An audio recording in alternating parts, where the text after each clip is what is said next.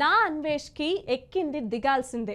నేను ప్రపంచ యాత్రికుడిని. Welcome to my channel నా అన్వేషణ అంటూ గుక్క తిప్పుకోకుండా ఆంధ్ర యాసలో మాట్లాడే నా అన్వేష్. ఆయనకి ప్రపంచ యాత్రికుడని పొగరు బాగా ఎక్కింది. ఇప్పుడు అది దిగే వరకు ఆయన సబ్స్క్రైబర్స్ ఆయనకు ట్రీట్మెంట్ ఇస్తున్నారు. కారణం ఆయన యాత్రల కన్నా ఎక్కువగా బూతులు మాట్లాడడమే.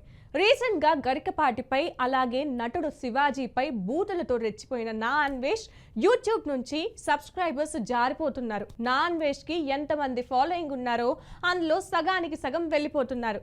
నా అన్వేష్ ఛానల్ని విపరీతంగా లైక్ చేసిన వారు ఇప్పుడు అన్వేష్ని తిట్టిపోస్తున్నారు. అన్వేష్ హిందూ దేవుళ్లను లాగుతూ మాట్లాడిన మాటలు అతన్ని ఇంకా ఇబ్బందుల్లోకి నెట్టాయి.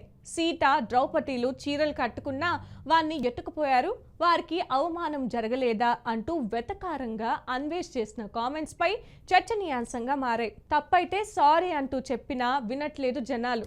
నా అన్వేష్ని అరెస్ట్ చేయాలంటూ ఆయన సబ్స్క్రైబర్స్ ట్వీట్స్ పెడుతున్నారు.